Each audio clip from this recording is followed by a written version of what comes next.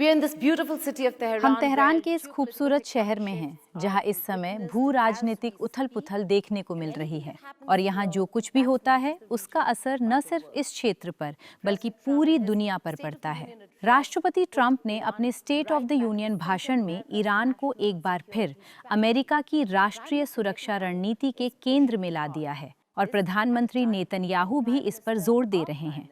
ये ऐसे समय में हो रहा है जब हमारे प्रधानमंत्री मोदी इजराइल के दौरे पर हैं, और आज भारत एक बार फिर खबरों के केंद्र में है। हम इस समय ईरान के विदेश मंत्री अब्बास अरघची से बात कर रहे हैं। मंत्री जी, इस बातचीत में शामिल होने के लिए आपका बहुत बहुत धन्यवाद। डोनाल्ड ट्रंप ने एक बार फिर ईरान को चेतावनी दी है। इस पर आपकी क्या प्रतिक्रिया है?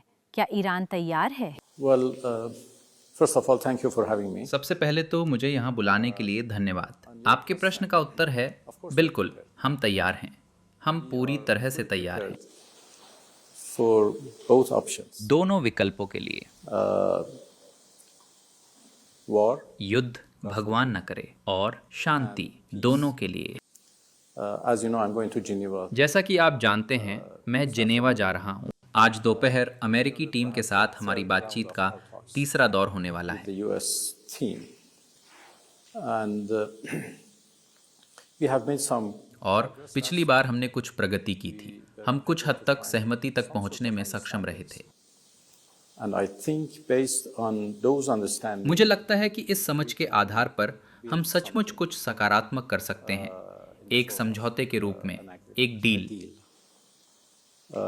मुझे लगता है कि एक निष्पक्ष, संतुलित और न्याय संगत सौदा संभव है, और हम इसे कर सकते हैं। And we can do it.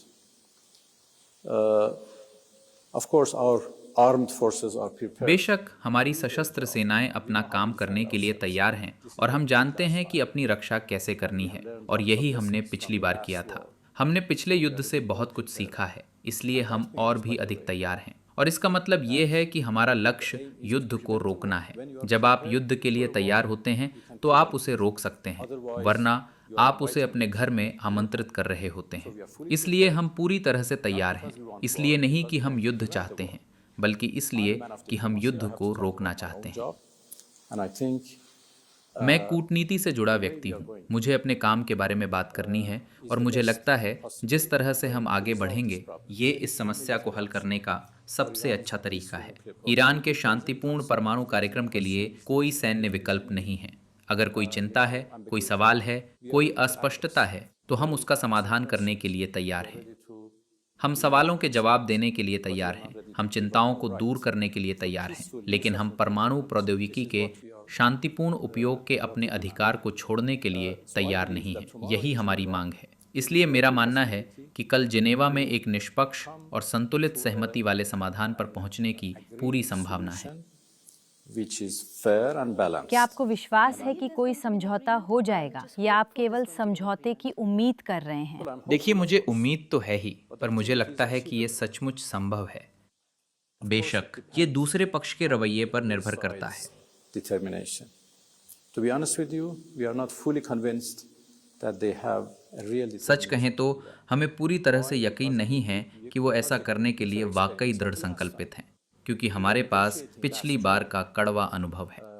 हम पिछले साल जून में बातचीत कर रहे थे, तभी इजराइल ने हम पर हमला कर दिया, और फिर अमेरिका भी उस हमले में शामिल हो गया। इसलिए वो घटना हमारे जहन में अभी भी ताज़ा है। उस हमले के घाव अभी भरे नहीं हैं। So we cannot forget that once we negotiating with the US and then हम ये नहीं भूल सकते कि एक समय हम अमेरिका के साथ बातचीत कर रहे थे, और फिर उन्होंने हम पर हमला करने का फैसला लिया। इस बार हम जाहिर तौर पर ज़्यादा सतर्क हैं, और हमें चिंता है। But if there is a लेकिन अगर उनकी तरफ से किसी नतीजे पर पहुंचने का सच्चा गंभीर इरादा हो, तो मुझे विश्वास है कि ये संभव है। मंत्री अराक्ची, आप कह रहे हैं कि आप आशावादी हैं, और आपको एक कमजोर ही सही पर इरादा नजर आ रहा है। लेकिन आप एक ऐसे अमेरिकी राष्ट्रपति से डील कर रहे हैं जो अतीत के किसी भी राष्ट्रपति से अलग हैं। उनके बयान पर आपकी क्या प्रतिक्रिया है, खास तौर पर उनके स्टेट ऑफ द यूनियन संबोधन पर? उन्होंने बहुत स्पष्ट रूप से कहा है, और कृपया मुझे बताएं कि इस जानकारी की विश्वसनीयता वास्तव में कहां से आती है, जब वो कहते हैं कि राष्ट्रपति ने दावा किया है कि ईरान ऐसी मिसाइलें विकसित कर रहा है जो अमेरिका तक पहुंच सकती हैं। और ये कि बातचीत की शर्त ये है कि परमाणु संवर्धन बिल्कुल भी ना हो। तो ऐसे में मिसाइलों का दावा वास्तव में आया कहाँ से? Well, President Trump has always complained about fake news. देखिए, राष्ट्रपति ट्रंप हमेशा से ही फेक न्यूज़ की शिकायत करते रहे हैं, तो मुझे लगता है कि ये स्थिति उल्टी हो गई है। दुर्भाग्य से इस बार वो खुद फेक न्यूज़ का शिकार हो गए हैं। हम लंबी दूरी की मिसाइलें विकसित नहीं कर रहे हैं और हमने जानबूझकर अपनी मिसाइलों की मारक क्षमता को 2000 किलोमीटर से कम रखा है, क्योंकि हम नहीं चाहते कि कोई भी वैश्विक खतरा बने। We don't want it to be like a global threat. This is only to defend ourselves. ये सिर्फ आत्मरक्षा के लिए है। हमारी मिसाइलों का उद्देश्य रक्षात्मक है। इनका उद्देश्य केवल प्रतिरोध क्षमता बढ़ाना और आत्मरक्षा में हमारी मदद करना है, Us defend ourselves. ठीक वैसे ही जैसे उन्होंने पिछले जून के दौरान युद्ध में किया था। We didn't initiate that war. It was Israelis. And then हमने उस युद्ध की शुरुआत नहीं की थी, उसकी शुरुआत पहले इजरायलियों ने और फिर अमेरिकियों ने की थी। हमने तो सिर्फ अपनी रक्षा की। उन्होंने जरूर उसे एक गैर कानूनी आक्रमण बताया, लेकिन हमारे लिए वो आत्मरक्षा थी और हमने इसे अपनी मिसाइलों के जरिए किया। इसलिए हमारी मिसाइलें हमारी रक्षा का विश्वसनीय साधन हैं। हमारा इरादा उनकी मारक क्षमता बढ़ाने का नहीं है। तो ये एक फेक न्यूज़ थी। ईरान में हुई हत्याओं की संख्या का भी जिक्र किया गया था, जो एक और फेक न्यूज़ है। हमने ईरान में हाल ही में हुए आतंकवादी हमले के पीड़ितों के नाम पहले ही प्रकाशित कर दिए हैं। उन्होंने कहा 32,000। 3100। 32,000। Yeah, he mentioned 32,000, but the list includes only 3,100. हाँ, उन्होंने 32,000 का जिक्र किया था, लेकिन लिस्ट में केवल 3,117 पीड़ितों के नाम हैं, जो बहुत दुर्भाग्यपूर्ण है। हमने सभी नाम प्रकाशित कर दिए हैं। Said publicly that if anybody thinks that the names are more than this, so please give us the और सार्वजनिक रूप से कहा कि अगर किसी को लगता है कि नाम इससे ज़्यादा हैं तो हमें सबूत दें। एक भी मृतक और हो तो बताएं।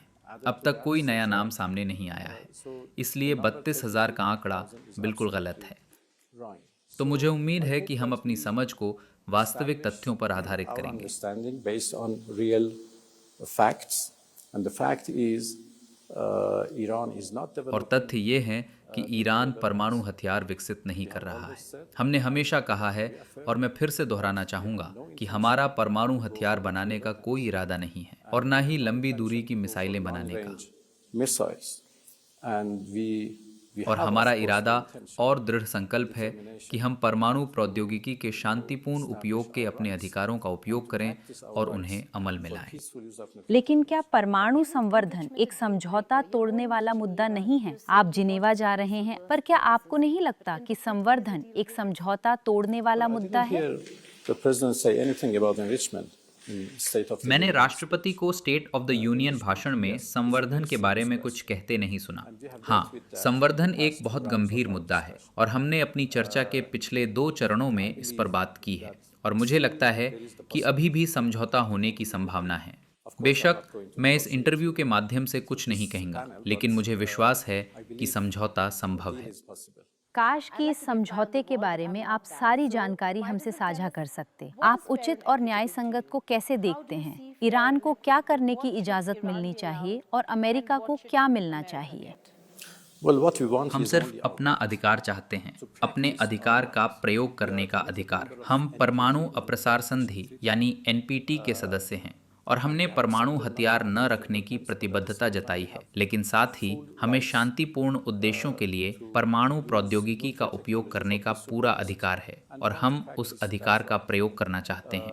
जैसा कि मैंने कहा, अगर कोई सवाल है, अगर कोई चिंता है, तो हम उसका समाधान करने के लिए तैयार हैं, ताकि हम विश्वास कायम कर सकें हमारे परमाणु कार्यक्रम पर, और बदले में हम प्रतिबंधों को खत्म किए जाने की उम्मीद करते हैं। इसलिए ये एक उचित समझौता है जिससे हम विश्वास कायम करते हैं और ये सुनिश्चित करते हैं कि हमारा कार्यक्रम शांतिपूर्ण है और हमेशा शांतिपूर्ण बना रहेगा। साथ ही प्रतिबंध हटाए जाने चाहिए और परमाणु प्रौद्योगिकी के शांतिपूर्ण उपयोग के हमारे अधिकार का सम्मान किया जाना चाहिए। What do you think is the motivation that brings आपके विचार में राष्ट्रपति ट्रंप के ईरान विरोधी रुख के पीछे क्या है? उनकी इस सोच के पीछे क्या वजह है? क्या इसकी वजह उनका सहयोगी देश इजराइल है? Israel, the ally, Well, it's a long story, I have to say.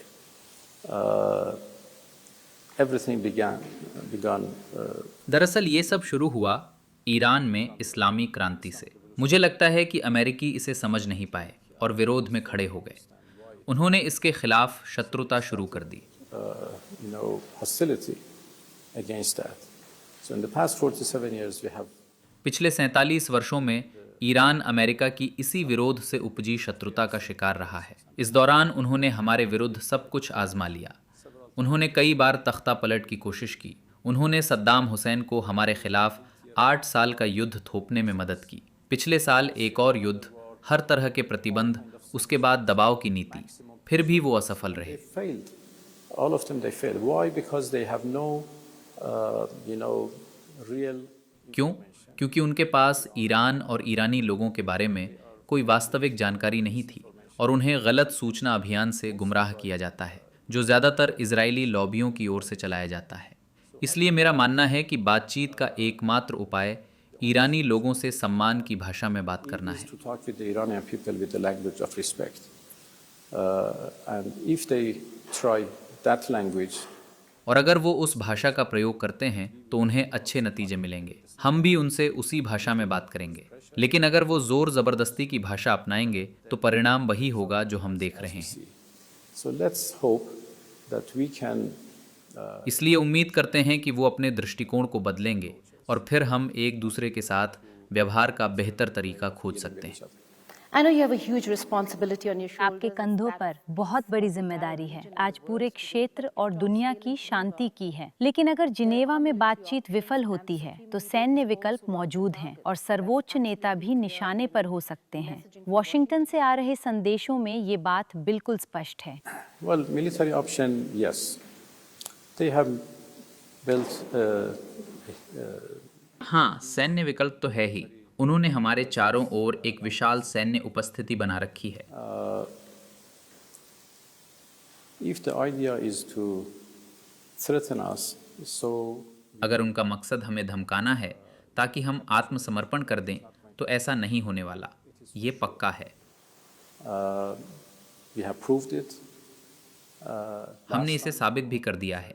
पिछली बार जब युद्ध में इजराइल ने हम पर हमला किया था, शायद आपको याद होगा, युद्ध के तीसरे दिन एक ट्वीट आया था, बिना शर्त आत्मसमर्पण। लेकिन ऐसा नहीं हुआ और 12 दिनों के बाद उन्होंने बिना शर्त युद्ध विराम की मांग की और हमने इसे स्वीकार कर लिया क्योंकि ये बिना शर्त था।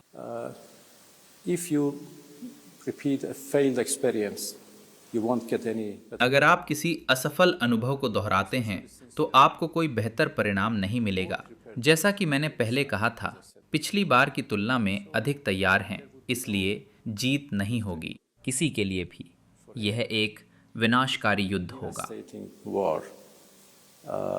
And since the Americans' bases are और चूंकि अमेरिकी सेना के अड्डे इस क्षेत्र में फैले हुए हैं तो शायद पूरा क्षेत्र ही इसमें शामिल हो जाए। इसलिए यह एक बहुत ही डरावनी स्थिति है। मैं इसके बारे में बात भी नहीं करना I चाहता। don't even want to talk about that. Respectfully, sir, our Prime Minister is in Israel. How do you see what's Bharat के प्रधानमंत्री नरेंद्र मोदी इस समय इजराइल में हैं। ईरान, भारत और इजराइल के इस रिश्ते को कैसे देखता है? Well, to be honest with you, it is very unfortunate. Now, Israel is the one. सच कहूँ तो ये बहुत दुर्भाग्यपूर्ण है, इसलिए कि इजराइल ही वो देश है जिसने पूरे गाजा को तबाह कर दिया है। 75,000 लोग मारे गए हैं और ये महज कोई दावा नहीं है, ये सच्चाई है जिसकी पुष्टि गाजा में मौजूदा स्थिति का आकलन करने वाले लगभग सभी अंतर्राष्ट्रीय संगठनों ने की है। 70,000 लोग, ये एक नरसंहार है। So, obviously, we don't see it. इसलिए जाहिर है हम एक नरसंहारी शासन से संबंध रखना ठीक नहीं समझते। बेशक ये भारत में हमारे दोस्तों पर निर्भर है कि इजराइल से संबंधों पर वो खुद फैसला करें। But I hope that while Prime Minister लेकिन मुझे उम्मीद है कि जब प्रधानमंत्री मोदी वहां होंगे वो इस मुद्दे को उठाएंगे। वो फिलिस्तीनियों और उनके आत्मनिर्णय के अधिकार पर बात कर सकते हैं। शायद वो दुनिया को याद दिला सकें कि ये युद्ध का युग नहीं है और युद्ध किसी भी समस्या का समाधान नहीं है। Of course, I'm sure that he will do that. We have always had a very good relation with India. हाँ बिल्कुल, मुझे पूरा यकीन है कि वो ऐसा करेंगे। भारत के साथ हमारे संबंध हमेशा से बहुत अच्छे रहे हैं। भारत ईरान का मित्र है और हमारा रिश्ता ऐतिहासिक है। हमारा रिश्ता बेहद पुराना है और हमारे बीच हमेशा से अच्छे द्विपक्षीय आर्थिक, सामाजिक, सांस्कृतिक और राजनीतिक संबंध रहे हैं। हम चाहते हैं कि ये संबंध ऐसे ही बने रहें। I have good contact with my colleague. भारतीय विदेश मंत्री एस जयशंकर के साथ अक्सर मेरी बात होती है। हम अलग अलग विषयों पर अपनी राय साझा करते हैं। हमारे व्यक्तिगत संबंध भी बहुत अच्छे हैं। इसलिए मैं ईरान के लिए शुभकामनाएं देता हूं और मुझे विश्वास है कि ईरान और भारत के अच्छे दोस्ताना संबंध जारी रहेंगे। और मुझे आशा है कि भारत हमारे क्षेत्र में शांति और स्थिरता स्थापित करने और इजरायलियों द्वारा फिलिस्तीनियों के खिलाफ और अधिक अपराधों और हत्याओं को रोकने में अपनी सकारात्मक और रचनात्मक भूमिका निभाएगा। And to prevent further crimes and killings by Israelis against Palestinians. Best of luck for the Geneva में आपकी बैठक के लिए बहुत शुभकामनाएं। ये एक बेहद अहम बैठक होगी जो विश्व में शांति स्थापित करने में सहायक होगी। आपसे बात करने का मौका देने के लिए आपका बहुत बहुत धन्यवाद। मुझे यहाँ बुलाने और बात करने के लिए आपका भी बहुत बहुत धन्यवाद।